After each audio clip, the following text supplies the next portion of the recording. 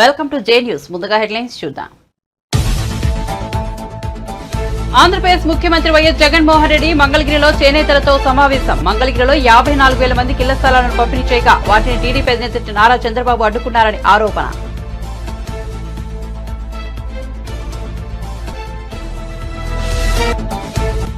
గుంటూరు జిల్లా తాడికొండలో ప్రజాగలం సభ. అమరావతి ముఖ్యాంశంగా చంద్రబాబు ప్రసంగం. అమరావతిని కదిల్చడం జగన్ వల్ల కాదని స్పష్టీకరణ. ఈ ముఖ్యమంత్రి మళ్లీ అమరావతి జోలికి రాగలడా అంటూ సవాల్.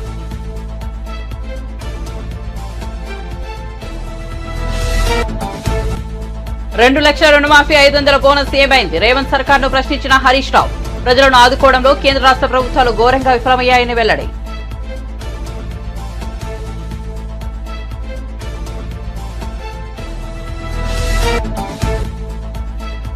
తిరుపతిలో ఇవాళ బీజేపీ నేతలతో పవన్ కళ్యాణ్ సమావేశం. ఎన్నికల్లో కూటమి అనుసరించాల్సిన వ్యూహాలపై చర్చ. తిరుమల క్షేత్రానికి ఉన్న పవిత్రతను వైసీపీ మంటగలిపిందంటూ ఆగ్రహం.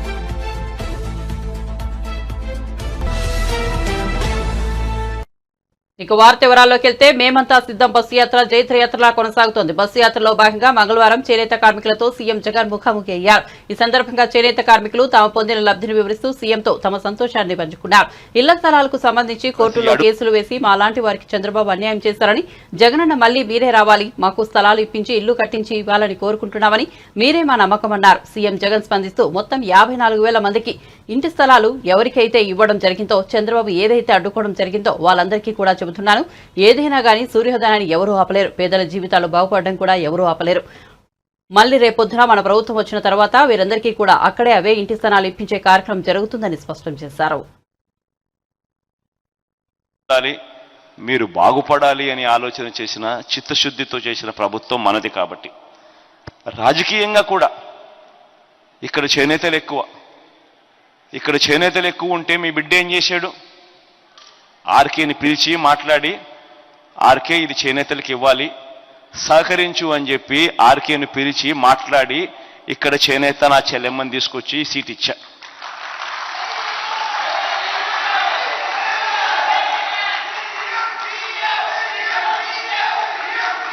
ఆర్కే కూడా మంచి మనసుతో తాను కూడా అన్న మీరు ఏం చెప్పినా కానీ నేను సిద్ధంగానే ఉన్నాను అని ఆర్కే కూడా ముందుకొచ్చినాడు.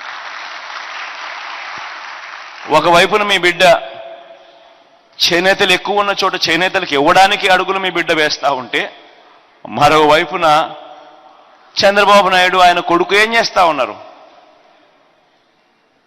బీసీలు ఎక్కువ ఉన్న ప్రాంతాలలో ఇక్కడ కూడా బీసీలకు ఇవ్వకుండా ఇక్కడ కూడా వచ్చి వాళ్ళే నామినేషన్లు వేసి వేలకు వేల రూపాయల డబ్బులు ఖర్చు పెట్టి కోట్ల రూపాయల డబ్బులు ఖర్చు పెట్టి ఈ సీటు కూడా అన్యాయంగా మన దగ్గర నుంచి తీసుకునే కార్యక్రమం చేస్తా ఉన్నారు. అది మంగళగిరి అయినా అంతే, అది కుప్పం అయినా అంతే. కుప్పంలో కూడా బీసీలు ఎక్కువ, కానీ అక్కడ చంద్రబాబు నాయుడే బీసీల సీటు తీసుకొని అక్కడే కోట్ల రూపాయలు ఖర్చు పెట్టి తాను గెలిచే కార్యక్రమమే చేస్తా ఉన్నాడు. కానీ బీసీలకు అక్కడి నుంచి ఇచ్చిన పరిస్థితులు లేవు. కానీ మీ బిడ్డ కుప్పంలో కూడా బీసీనే పెట్టి ఎలక్షన్లు చేస్తా ఉన్నాడు. తేడా గమనించి మనం అడుగుతా ఉన్నా, ఈ రాష్ట్ర చరిత్రలో ఎప్పుడు జరగనట్టుగా, దేశ చరిత్రలో కూడా నాకు తెలిసి ఏ రాజకీయ పార్టీ కూడా బహుశా చేసి ఉంటుందో లేదో నాకు తెలియదు, కానీ రాష్ట్ర చరిత్రలో ఎప్పుడు కని విని ఎరగని విధంగా 175 అసెంబ్లీ స్థానాలు, 25 ఎంపీ స్థానాలు, మొత్తం 200 స్థానాలు ఉంటే అందులో ఏకంగా 50%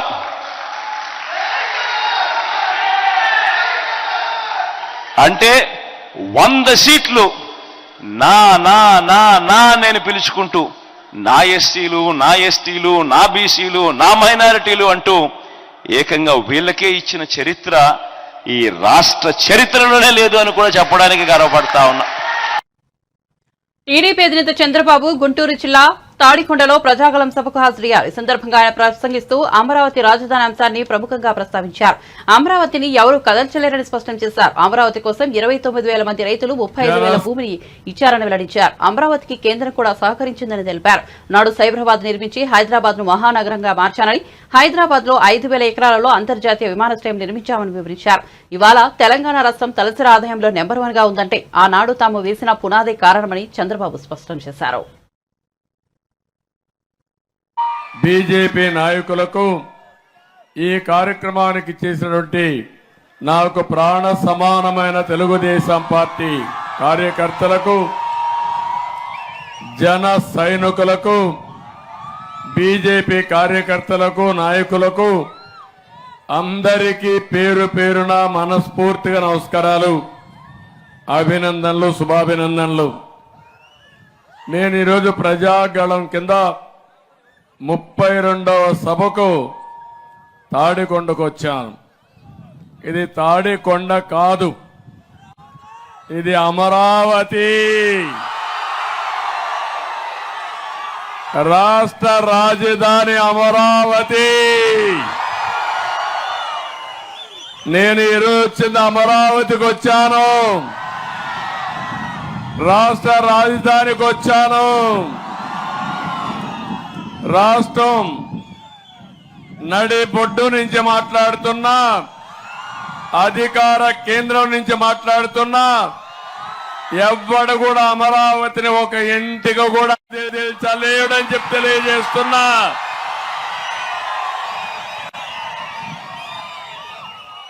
ఒకే విషయం గుర్తుపెట్టుకోండి, నడి బొడ్డు నుంచి మాట్లాడుతున్నా, అధికార కేంద్రం నుంచి మాట్లాడుతున్నా, ఎవ్వడు కూడా అమరావతిని ఒక ఇంటికి కూడా కదిల్చలేడని చెప్పి తెలియజేస్తున్నా.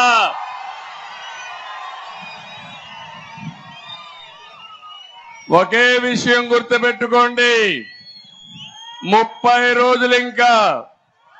ఈరోజు 13వ తారీఖు, మే 13వ తారీఖు. చరిత్ర అప్పుడే రాసేశారు మీరంతా. 32 సభలు చూశాను. నిన్ననే నేను పవన్ కళ్యాణ్ గారు కలిసి గోదావరి జిల్లాలకు పోతే గోదావరి నది గర్జించింది.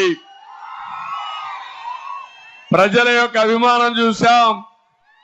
ఒక్క సీటు కూడా వీళ్ళకి బోణి అయ్యే పరిస్థితి లేదంటే అది ఈరోజు వైఎస్ఆర్ కాంగ్రెస్ పార్టీ పరిస్థితి. నేను ఈరోజు తెలుగువాడు గర్వపడే విధంగా దీన్ని తయారు చేయాలని ఆ రోజు నిర్మాణానికి శ్రీకారం చుట్టాం. ప్రపంచంలో ఎక్కడా జరగలేదు. 29,000 మంది రైతులు, 35,000 ఎకరాలు.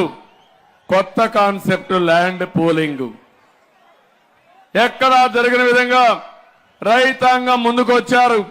మీరు మా భూముల్లో అమరావతి కట్టండి, కొన్ని రోజులు మాకు సంవత్సరానికి ఇంత డబ్బులు ఇవ్వండి, తర్వాత 10 ఏళ్ల తర్వాత మా భూములు అమ్ముకుంటాం, రాష్ట్రానికి రాజధాని వస్తుంది, మేము కూడా బాగుపడతామని స్వచ్ఛందంగా ముందుకు వచ్చినటువంటి రైతాంగానికి మరొక్కసారి శిరస్సు వంచి నా నమస్కారాలు తెలియజేసుకుంటున్నాను. ప్రపంచమంతా పొగిడారు, ఎక్కడా జరిగిందని చెప్పారు.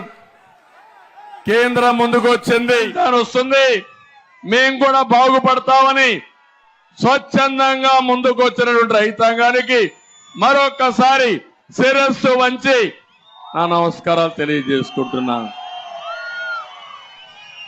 ప్రపంచమంతా పొగిడారు, ఎక్కడా జరిగిందని చెప్పారు. కేంద్రం ముందుకు వచ్చింది. క్యాపిటల్ గెయిన్స్ అని దానిపైన ఎప్పుడన్నా మీరు భూమి అమ్ముకుంటే క్యాపిటల్ గెయిన్స్ లేకుండా పూర్తిగా ఎగ్జామ్షన్ ఇచ్చారు. అన్ని బాగా జరిగాయి. ఒక మాటలో చెప్పాలంటే నేను హైదరాబాద్ లో ఇదే మాదిరి ఒక గ్రీన్ ఫీల్డ్ రాజధాని. అది హైదరాబాద్, సికింద్రాబాద్ 2 ఉన్నాయి, ట్విన్ సిటీస్.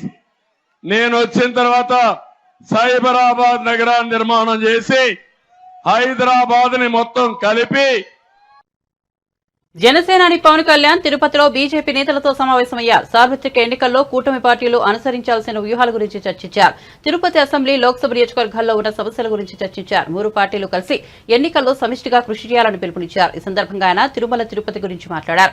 తిరుమల క్షేత్రానికి ఉన్న పవిత్రతను వైసీపీ ప్రభుత్వం వారు ఏరికోరి నియమించుకున్న అధికారులు మంటగలిపిన తీరు శ్రీవారి భక్తులను మనోవేదనకు గురి చేస్తోందని అన్నారు. టీటీడీ నిధులను సైతం మళ్లించే కుట్రలకు తెరదీశారని ఆరోపించారు. కూటమి ప్రభుత్వంలో ఖచ్చితంగా ధర్మ పరిరక్షణకు నడుం బిగించాల్సిన అవసరం ఉందని పేర్కొన్నారు. తులసివనం వంటి తిరుపతిని గంజాయి వనంగా మార్చేశారని పవన్ కళ్యాణ్ ఆవేదన వ్యక్తం చేశారు. తిరుపతి నియోజకవర్గంలో వైసీపీ ముఠాయిలు చేస్తున్న అరాచకాలను అడ్డుకోగలిగేది జనసేన, టీడీపీ, బీజేపీ కూటమి మాత్రమేనని స్పష్టం చేశారు.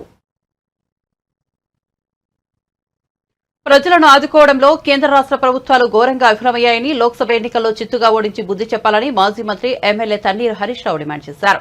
దౌలతాబాద్ లో జరిగిన నియోజకవర్గ స్థాయి సమావేశంలో ఎమ్మెల్యే కొత్త ప్రభాకర్ రెడ్డి, ఎంపీ అభ్యర్థి వి వెంకటరామరెడ్డిలతో కలిసి పాల్గొన్నారు. 10 ఏళ్లు అధికారంలో ఉన్న బీజేపీ చేసిందేమీ లేదని, ఏటా 2 కోట్ల ఉద్యోగాలు ఏమయ్యాయన్నారు. నల్లధనం తెచ్చి పేదల ఖాతాల్లో వేస్తామని మోసం చేశారని, పేదలకు చేసిందేమీ లేదని, గ్యాస్, పెట్రోల్, డీజిల్ ధరలు పెంచిందన్నారు.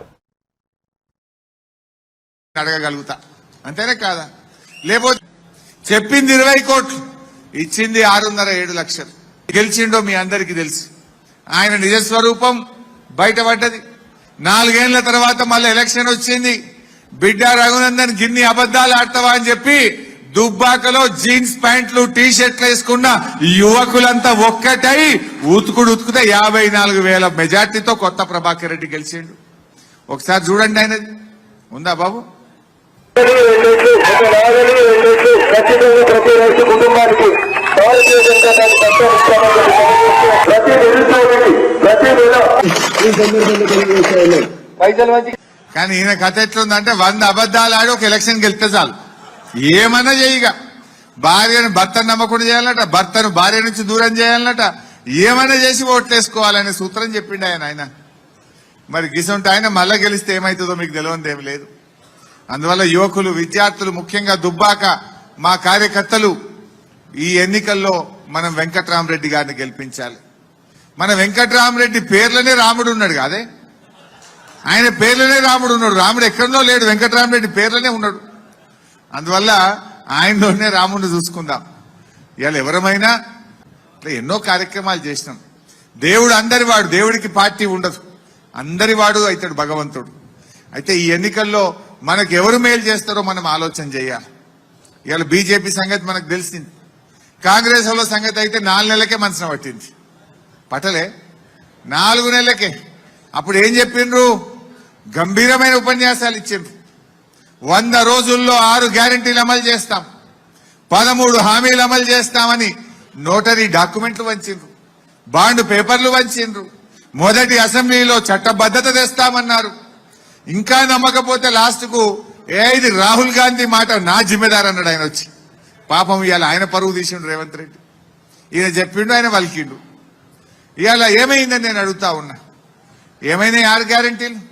ఇప్పుడు ఎవరైనా అడిగిండ్రు అనుకో, ఏమైనా అప్పుడు 100 రోజుల్లో చేస్తాను ఏమైందంటే, అబ్బా మేము వచ్చి 4 నెలలే అయింది కదా, జరాగురు అని సన్నాయి నొక్కుతురు కొడుకులు. మరి అప్పుడు ఎందుకు చెప్పారు 100 రోజులని? అప్పుడేమో గంభీరమైన ఉపన్యాసాలు చెప్పారు. పాపం ప్రజలు నమ్మిండ్రు. అరే 100 రోజుల్లో వీడేమో ఉద్ధరిస్తాడు అనుకొని నమ్మిండ్రు. కానీ ఇప్పుడు అర్థమైంది ఏంటంటే ఉద్ధరించుడు కాదు, ఉద్ధర మాటలు చెప్పారు కాంగ్రెస్ వాళ్ళని ముచ్చడం అర్థమైతా ఉంది. మోసం చేసిందనే విషయం అర్థమైతా ఉంది. మరి ఇప్పుడు ఎట్లా? 4 నెలలనే మోసం చేసిండ్రు. ఇప్పుడు గిట్ట ఆగమైనాం అనుకో 4 ఏళ్ల దాకా ఆగమైపోతాం. మళ్ళా దొరకడు 4 ఏళ్ల దాకా ఈ కాంగ్రెస్ వాడు. రేపు మేము అసెంబ్లీలో గట్టి కొట్లాడాలంటే ఈ ఎన్నికల్లో ప్రశ్నించే గొంతు వెంకటరామరెడ్డిని, బీఆర్ఎస్ పార్టీని గెలిపించాలి. రేపు నేను అసెంబ్లీలో మాట్లాడాలి. మొన్న మంచిగానే మాట్లాడిందా పోయినసారి? మళ్ళా గట్టిగా అడగాలనా వద్దా? నేను గట్టిగా అడగాలంటే వెంకటరామరెడ్డిని గెలిపిస్తే నేనేమంటా, చూడా రేవంత్ రెడ్డి, నువ్వు ప్రజల్ని మోసం చేసినావు గనక నీకు సురుకు పెట్టిండ్రు, నిన్ను ఓడగొట్టి టీడీపీ అధినేత నారా చంద్రబాబు సతీమణి నారా భువనేశ్వర్ తలపెట్టిన నిజం గెలవాలి యాత్ర పూర్తయింది.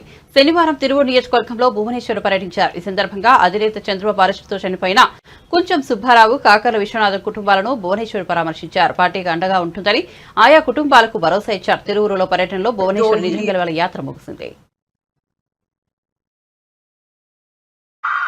అదే కూడా మాకు గర్వం. ఇవాళ నేను ఇక్కడ నుంచుని ధైర్యంగా మాట్లాడుతున్నాను మీ ముందల అంటే ఆ నమ్మకం అది ఉంది మా కుటుంబం ఆయన మీద. ఆయన ఎప్పుడు తప్పు చేయడండి, ఈ కుటుంబం కూడా ఎప్పుడు ఆయన చెప్పింది జవదాటం. అది చంద్రబాబు నాయుడు గారి కుటుంబం అంటే. అట్లానే చంద్రబాబు నాయుడు గారు ఎప్పుడు అంటారు, నేను ఇక్కడ ఉంటానో రేపు ఉండను, రేపు మీ బిడ్డలు నన్ను చూస్తారో చూడరో నాకు తెలియదు, కానీ నేను చేసిన పని మిగిలిపోతుంది. ఆ పని చూసి చంద్రబాబు నాయుడు గారు చేశారు అనే ఆ మాట మిగిలిపోతుంది. అది నాకు చాలు అని కోరుకున్నారు. అది కూడా ఆయన నమ్మారు. అట్లానే కూడా ఆయన ముందుకెళ్ళారు. ఆయన ఒకటే అంటారు, పోలవరం శాశ్వతం, అమరావతి శాశ్వతం, రాయలసీమకి నీళ్లు తీసుకొచ్చింది శాశ్వతం, పట్టి సీమ శాశ్వతం, కియా మోటార్స్ శాశ్వతం, హైటెక్ సిటీ శాశ్వతం, జినామ్ వ్యాలీ శాశ్వతం, ఫినాన్షియల్ డిస్ట్రిక్ట్ శాశ్వతం, ఓఆర్ఆర్ శాశ్వతం. ఇవన్నీ మిగిలిపోతాయి. రేపు డబ్బు కాదు మనం తీసుకెళ్లేది, మిగిలిపెట్టేది పోయేది మన మంచి పేరు, మనం చేసిన మంచి పనులు శాశ్వతం. అది ప్రజలు మీరు గుర్తుంచుకోవాలి చంద్రబాబు నాయుడు గారి నాయకత్వం అంటే. అట్లానే ఆయన అరెస్ట్ అయినప్పుడు మన ఆంధ్రప్రదేశ్ ప్రజలు కానీ తెలంగాణ మన ప్రజలు కానీ అట్లానే యావత్ ప్రపంచంలో 80 కంట్రీల్లో నుంచి ఏపీలో $1 ట్రిలియన్ ఎకానమీ సృష్టించడమే లక్ష్యంగా పనిచేస్తామని టీడీపీ జాతీయ ప్రధాన కార్యదర్శి నారా లోకేష్ అన్నారు. గుంటూరు జిల్లా తాడేపల్లిలోని సమృద్ధి అపార్ట్మెంట్ వాసులతో ఆయన సమావేశమై మాట్లాడారు. ఎన్డీఏ కూటమి అధికారంలోకి వచ్చాక జిల్లాల వారీగా పరిశ్రమలు ఏర్పాటు చేసేందుకు ప్రణాళిక సిద్ధం చేశామన్నారు. ఈ ప్రభుత్వ అధికారంలోకి వచ్చిన తర్వాత ఒక్క పరిశ్రమ రాలేదు, ఒక్క పెట్టుబడి రాలేదు. పదే అంటున్నాడు బటన్ నొక్కినానని. అప్పులు చేసి బటన్ నొక్కం కాదు, అభివృద్ధి చేసి అభివృద్ధి వనరులు సంక్షేమంలో ఖర్చు పెడతాం తప్పలేదు. కోయంబత్తూరుకి వెళ్ళా నేను అన్నమలై ప్రచారానికి. ఆయన అడుగుతున్నాడు నని, అరే మీరు అదొకటే ఎక్స్పోర్ట్ చేస్తారా అని అడిగాడు ఆయన. ఆంధ్ర గంజే మా తమిళనాడు కూడా మొత్తం వచ్చేసిందని నేను చెప్పెడతాను అని. చూడండి ఎంత అన్యాయంగా తయారైపోయిందో రాష్ట్ర పరిస్థితి. బాబు గారు ఆనాడు నువ్వు ఎక్కడ పోటీ చేస్తావు అంటే నేను ఒకటే చెప్పా, గెలవని నియోజకవర్గం నాకు ఇవ్వండి, అక్కడ పసుపు జెండా ఎగిరేసి బాధ్యత నేను తీసుకుంటా అని చెప్పా. 2019లో నేను ఫెయిల్ అయ్యా, కానీ నేను అధైర్యపడలా. మొదటి రోజు బాధ కలిగింది, రెండో రోజు నుంచి ఆ బాధ ఆవేదన నాలో కసిపెంచింది తల్లి. మంగళగిరి ప్రజలకు సేవ చేయాలని మొదలుపెట్టి ఈరోజు 29 సంక్షేమ అభివృద్ధి కార్యక్రమాలు మంగళగిరి ప్రజలకు నేను చేస్తున్నాను. ప్రతిపక్ష పార్టీ అభ్యర్థిగా నేను ఇక్కడ ఒక బీపీఓ సంస్థ తీసుకొచ్చి 150 మందికి ఉద్యోగాలు కల్పించా. కానీ ఎప్పుడైతే మంగళగిరిలో పోటీ చేశానో మంగళగిరి నా సొంతం చేసుకున్నా అహర్నిశలు కష్టపడే తల్లి. నా లక్ష్యం ఒకటే, భారతదేశంలో 4000 అసెంబ్లీ స్థానాలు ఉన్నాయి తల్లి. అభివృద్ధి సంక్షేమం ఎక్కడ బాగా జరిగిందంటే దానికి కేర్ ఆఫ్ అడ్రస్ చిరునామా మంగళగిరి చేసే బాధ్యత మీ లోకేష్ తీసుకుంటాడమ్మా. పేదరికం లేని మంగళగిరి చేయాలనేది నా లక్ష్యం. నిధులు తీసుకొచ్చి మంగళగిరి నియోజకవర్గాన్ని అభివృద్ధి చేసే బాధ్యత నేను తీసుకుంటా. మంగళగిరికి ఐటీ కూడా తీసుకొచ్చే బాధ్యత నేను తీసుకుంటానని ఈ సభాముఖంగా మీ అందరికీ నేను తెలుపుకుంటాను. The Honorable Prime Minister talks about 5 trillion. I say Andhra Pradesh should be a $1 trillion economy. And this is something I've been talking since 2017. Look at my speeches since 2017, I've been saying this. And we are committed to it. పులివెందులలో మాజీ మంత్రి వివేక ఘాట్ వద్ద AP Congress అధ్యక్షురాలు YS Sharmila నివాళులర్పించారు. ఆమెతో వివేక కుమార్తె సునీత కూడా ఉన్నారు.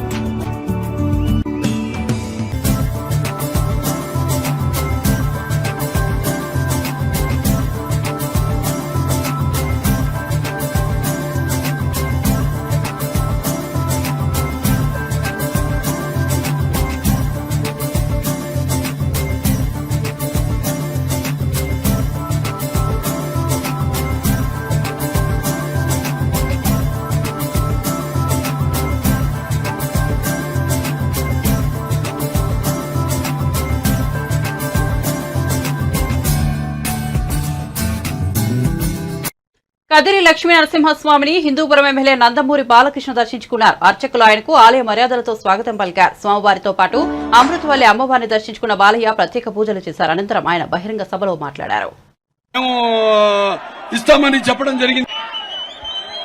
ఈ యొక్క pre matric post matric scholarship వాళ్ళందరూ కూడా అది అందించడం జరిగింది వాళ్ళందరూ కూడా. అలాగే మన ఇమాంలు మౌజంలకి వాళ్ళకి 5 మౌజంలకి ఇమాంకి మౌజంలకి వాళ్ళకి 5,000 రూపాయల చొప్పున 3,000 రూపాయల చొప్పున 1,000 కోట్ల రూపాయల నుంచి 1,1,500 కోట్ల రూపాయలు బడ్జెట్ అదనంగా మేము ఇస్తామని చెప్పడం జరిగింది మన మేనిఫెస్టోలో. అలాగే ఈ యొక్క దుల్హన్ ఏదో కానుకుందో దాది 50,000 కాకుండా 1,00,000కి పెంచుతామని చెప్పడం జరిగింది. అలాగే ఈ యొక్క నూర్ భాష ఏదైతే ఫెడరేషన్ ఉందో దాంట్లో ఇప్పుడున్న 50,000 కోట్లు కాకుండా అదనంగా ఇంకో 50 కోట్లు 100 కోట్లు మంజూరు చేస్తామని చెప్పడం జరిగింది. అలాగే ఈ యొక్క ఏదైతే 4% రిజర్వేషన్ ఉందో ఉద్యోగాల్లో అలాగే చదువుల్లో వాటికి చట్టబద్ధత కల్పిస్తామని దానికి ప్రయత్నిస్తామని కూడా పేర్కొనడం జరిగింది. అలాగే షాదీఖానాలు అలాగే ఉర్దూ ఘర్లు వాటికి స్థలాన్ని కేటాయించి అలాగే అక్కడ షాదీఖానాలు గాని మిగతా పాత భవనాలు వాట్ల పునర్నిర్మాణం కార్యక్రమాలు పనులు కూడా చేపడతామని చెప్పడం జరిగింది. అలాగే ఇక్కడ ముందుగా ఈ కదిరి విషయానికి వస్తుంది. అలాగే ఇక్కడ చూస్తే మనం అటు అందరి ద్వారా మీకు సాగునీరు అందిస్తామని ఈ సొంత నియోజకవర్గం పులివెందులలో నాగమ్మ అనే యువత కూడా ఇలాగే ప్రభుత్వ విధానాల్ని ప్రశ్నిస్తే ఆమెని అతి దారుణంగా హత్య చేయడం జరిగింది. అలాగే మన అమరావతి రాజధాని రైతుల భూముల గురించి ప్రశ్నించిన నాయకులందరి మీద కూడా ఎస్సీ ఎస్టీ కేసులు బనాయించడం జరిగింది. ఇలాంటివి వీళ్ళ చేసిన దారుణాలకు లెక్కలేదు, అంతే లేకుండా పోయింది. కాబట్టి మీరంతా ఒకటి గుర్తుపెట్టుకోవాలి, ఈ యొక్క ప్రజాస్వామ్యంలో మీరంతా కూడా ఇక్కడ ఈ ప్రజాస్వామ్య సంరక్షణ బద్ద నేనెత్త విమలమ్మ విమర్శకులపై ఏపీపీసీసీ అధ్యక్షులు వైఎస్ షర్మిల ఘాటుగా స్పందించారు. విమలమ్మ కుమారుడికి జగన్ కాంట్రాక్టులు ఇచ్చారని, ఆర్థికంగా బలపడినందునే విమలమ్మ అన్ని మర్చిపోయారని చెప్పారు. జమ్మలమడుగు నియోజకవర్గంలో స్టీల్ ప్లాంట్ నిర్మాణ ప్రాంతాన్ని షర్మిల సందర్శించారు. రాజశేఖర రెడ్డి బతికే ఉంటే స్టీల్ ప్లాంట్లు కల సాకారమయ్యేదన్నారు. ఈరోజు కడప జిల్లా జమ్మలమడుగులో ఉక్కు ఫ్యాక్టరీ స్టీల్ ప్లాంట్ సందర్శించడం జరిగింది. ఎన్ని వేల కోట్లు ఖర్చు పెట్టారో చూపించండి ఒకసారి. అద్భుతంగా ఉన్న స్టీల్ ప్లాంట్ ని, ఎంత అద్భుతంగా ఈ స్టీల్ ప్లాంట్ నిర్మాణం జరిగిందో, ఎన్ని వేల కోట్లు పెట్టి కట్టిన ఈ స్టీల్ ప్లాంట్ ఎంత అద్భుతంగా నిర్మాణం జరిగిందో, ఎంతమందికి ఉద్యోగాలు, దాదాపు 1,00,000 మందికి ఉద్యోగాలు ఇస్తున్న స్టీల్ ప్లాంట్. ఇప్పటికీ ఇది నిజం అయ్యుండు రాజశేఖర్ రెడ్డి గారు బ్రతికే ఉండుంటే. కానీ దురదృష్టవశాత్తు రాజశేఖర్ రెడ్డి గారు వెళ్లిపోయారు. ఇప్పటికీ కళ్ళు మూసుకుంటే స్టీల్ ప్లాంట్ కనిపిస్తుంది తప్ప కళ్ళు తెరిస్తే మాత్రం శూన్యం. స్టీల్ ప్లాంట్ లేదు, పెట్టుబడి లేదు, ఉద్యోగాలు అంతకంటే లేవు. ఎడారి ప్రాంతం జమ్మలమడుగు ఎడారిగానే మిగిలిపోయింది. ఈ పాపం ఎవరిది అని ప్రశ్నిస్తున్నాం. విభజన సమయంలో కాంగ్రెస్ పార్టీ రీఆర్గనైజేషన్ యాక్ట్ కింద కడప స్టీల్ ఫ్యాక్టరీని చేర్చడం జరిగింది. పోనీ కాంగ్రెస్ పార్టీ అధికారంలోకి వచ్చున్నా ఈ ప్రాజెక్టు పూర్తయిపోయేది. తీరా చూస్తే బీజేపీ పార్టీ ఏమో 10 సంవత్సరాలు ఇస్తాము స్పెషల్ స్టేటస్ అని చెప్పి అది మోసం చేశారు. పోలవరం అని మోసం చేశారు, రాజధాని అని మోసం చేశారు. అటు నార్త్ ఇటు రాయలసీమకు స్పెషల్ ఎకనామిక్ ప్యాకేజ్ అని మోసం చేశారు. ఆఖరికి ఇక్కడ స్టీల్ ఫ్యాక్టరీ కూడా మోసం చేశారు. జగన్మోహన్ రెడ్డి గారు ఇక్కడికి గత 5 సంవత్సరాలలో 2 సార్లు వచ్చారు. ఒకసారి వచ్చారు, శంకుస్థాపన చేశారు, మళ్లీ సంవత్సరాలు గడిచింది, ఒక ఇటుక మీద ఇటుక కూడా పెట్టలేదు. మళ్లీ వచ్చారు, మళ్లీ భూమి పూజ చేశారు, మళ్లీ చూద్దామా అంటే ఏమీ లేదు, శూన్యం. ఇప్పటికీ కూడా ఇది కరువు ప్రాంతంగానే ఉంది. ఒక్క బొట్టు నీళ్లు ఇవ్వలేదు జగన్మోహన్ రెడ్డి గారు, రాజశేఖర రెడ్డి గారు చేసిన పని తప్ప. మరి ఇలాంటి పరిస్థితిలో మరి ప్రజలు ఎలా బతకాలి? దయచేసి ప్రజలందరికీ కూడా చేతులు జోడించి మనవి చేసుకుంటున్నాం. ఇక్కడ స్టీల్ ప్లాంటే కాదు, మనకు రాజధాని అయినా, మనకు పోలవరం అయినా, మనకు స్పెషల్ స్టేటస్ అయినా, ఇలా ఒకటి కాదు రెండు కాదు, ఏ విషయమైనా మన హక్కుల్ని మనం కాపాడుకోవాలి, మన హక్కుల్ని మనం సాధించాలి అంటే బీజేపీ చెయ్యదు అని 10 సంవత్సరాలుగా తేలిపోయింది. ఒక కాంగ్రెస్ పార్టీ అధికారం లేకొస్తే మాత్రమే ఇవన్నీ మళ్ళీ సాధ్యం చేసుకుంటాం. మేము ఆధారాలు లేకుండా మాట్లాడడం లేదు. విమలమ్మ గారు మా మేనత్తే, కానీ మేము చేస్తున్న ఏమైతే మాట్లాడుతున్నామో వివేకానంద రెడ్డి గారి హత్య విషయంలో మేము ఆధారాలు లేకుండా మాట్లాడటం లేదు. ఏమైతే సిబిఐ చెప్తుందో అవే ఆధారాలు ఉన్నాయి అని మేము మాత్రమే ఎత్తి చూపుతున్నాము. ఆధారాలు ఉన్నాయి కాబట్టే మాకు తెలిసింది ఫలాని వాళ్ళు హత్య చేపించారు అని. మాకు తెలిసింది కాబట్టే మేం మాట్లాడుతున్నాము. మళ్లీ అన్యాయం జరగకూడదు, మళ్లీ హంతకులు చట్టసభలకు వెళ్లకూడదు, ఈ హత్య రాజకీయాలు ఆగాలి అని మేమిద్దరం అక్కా చెల్లెలం ఈరోజు కొట్లాడడం జరుగుతుంది. విమలమ్మ గారి కొడుకుకి జగన్మోహన్ రెడ్డి గారు వర్క్స్ ఇవ్వడం జరిగింది, ఆర్థికంగా వాళ్ళు బలపడడం జరిగింది కాబట్టే ఈరోజు విమలమ్మ గారు ఆ విషయాన్ని గుర్తుపెట్టుకున్నారు. కానీ చనిపోయింది సొంత అన్నని వివేకానంద రెడ్డి గారు తనకు ఎంత చేశారో అన్న విషయము విమలమ్మ గారు మర్చిపోయినట్టున్నారు. వయసులో పెద్దబడ్డారు, వయసు వచ్చింది, మర్చిపోవడం సహజమే, మర్చిపోయినట్టున్నారు కాబట్టి ఇలాంటి మాటలు మాట్లాడుతున్నారు. బులెటిన్ ముగించే ముందు హెడ్లైన్స్ మరోసారి చూద్దాం. ఆంధ్రప్రదేశ్ ముఖ్యమంత్రి వైఎస్ జగన్మోహన్ రెడ్డి మంగళగిరిలో చేనేతలతో సమావేశం. మంగళగిరిలో 54,000 మందికి ఇళ్ల స్థలాలు పంపిణీ చేయగా వాటిని టీడీపీ అధినేత నారా చంద్రబాబు అడ్డుకున్నారని ఆరోపణ.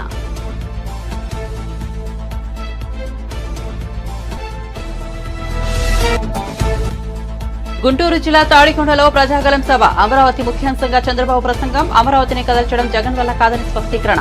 ఈ ముఖ్యమంత్రి మళ్లీ అమరావతి జోలికి రాగలడా అంటూ సవాల్.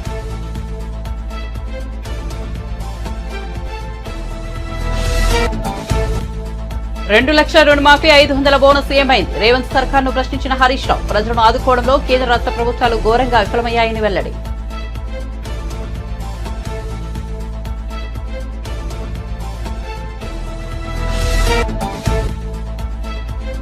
తిరుపతిలో బీజేపీ నేతలతో పవన్ కళ్యాణ్ సమావేశం. ఎన్నికల్లో కూటమి అనుసరించాల్సిన వ్యూహాలపై చర్చ. తిరుమల క్షేత్రానికి ఉన్న పవిత్రతను వైసీపీ మంట గలిపిందంటూ ఆగ్రహం.